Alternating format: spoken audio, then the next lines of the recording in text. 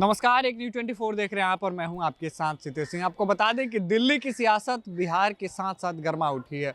लड़ाई अब दिल्ली वर्सेस बिहारियों की हो चुकी है। आपको बता दें कि इसी को लेकर आज बिहार के उप मुख्यमंत्री सम्राट चौधरी ने एक बड़ा बयान दिया है। उन्होंने प्रेस कॉन्फ्रेंस करते हुए कहा कि ये वही केजरीवाल हैं जो पूरे बिहारियों को संबोधित करते थे कि 500 रुपये की टिकट कटाकर दिल्ली में इलाज के लिए आ जाते हैं। इसके साथ ही उन्होंने लालू यादव से भी कई बड़ी अपील की। उन्होंने कहा कि यही वो केजरीवाल हैं जो 2013 में अन्ना हजारे के साथ अनशन पर बैठे और लालू यादव पे भी भ्रष्टाचार के आरोप लगाए थे। आगे उन्होंने क्या कुछ कहा, पहले इस वीडियो को देखिए। पटना जिले की आबादी दिल्ली में जितने कुल मतदाता हैं उससे अधिक है और बिहार जैसे राज्य में 1,21,00,000 परिवार को देश के यशस्वी प्रधानमंत्री आदरणीय नरेंद्र मोदी जी के द्वारा आयुष्मान भारत के तहत 5 लाख तक के इलाज कराने का काम किया जाता है और साथ ही साथ आदरणीय मुख्यमंत्री नीतीश कुमार जी के आदेशानुसार 58 लाख परिवार को हम इलाज कराने का काम बिहार की सरकार के द्वारा करते हैं। इसका मतलब है कि 1,80,00,000 परिवार को सीधे हम इलाज कराने का काम बिहार की सरकार करती है। और आप सोचिए कि जो केजरीवाल वही है जो एक जमाने में लालू यादव जी को भ्रष्टाचारी अपराधी कहते थे, आज उनका बेटा उसी केजरीवाल के गोद में खेलने का काम कर रहा है। दूसरे तरफ कांग्रेस पार्टी है, जिस कांग्रेस पार्टी ने लालू प्रसाद जी को परमानेंट जेल के अंदर रखने का पूरी व्यवस्था खड़ा किया राहुल गांधी जी ने। इसलिए स्पष्ट है कि देश में जो दिल्ली की सरकार का चुनाव होने जा रहा है, 13 साल से अरविंद केजरीवाल लोगों को गुमराह करने का काम कर रहे हैं, वहां पर अपना भ्रष्टाचार चला रहे हैं, शीश महल स्थापित किया और बिहार यूपी के लोगों को बदनाम किया। हम बिहार यूपी के लोग टैलेंटेड होते हैं, बिहार यूपी के लोग किसी पर बोझ नहीं होते।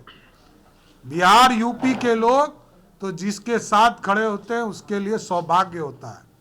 इसलिए एकदम अरविंद केजरीवाल जी को 2025 के चुनाव में पूर्ण रूप से बिहार और यूपी के लोग बदला लेंगे और उनको सत्ता से बाहर करने का काम करेंगे।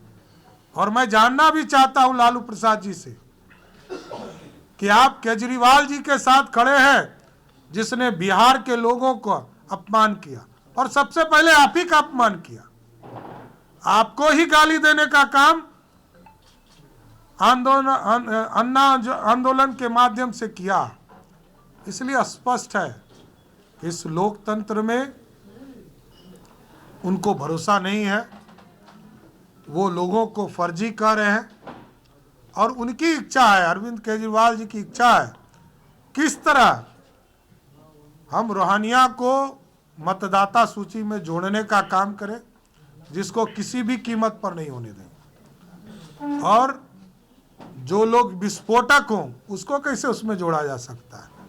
ये तो आतंक के प्रतीक हों, ये आतंकियों को किसी भी हालत में मतदाता सूची में जोड़ने का काम इलेक्शन कमीशन को नहीं करना चाहिए।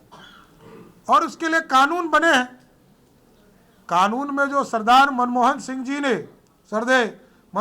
जी ने जो प्रस्ताव लाया था सीएए के, उस प्रस्ताव को आदरणीय प्रधानमंत्री जी ने ही पारित किया, क्योंकि उनकी सरकार में ये हिम्मत थी नहीं, नरेंद्र मोदी जी की सरकार में हिम्मत थी और इस कानून को लाकर स्थापित करने का काम।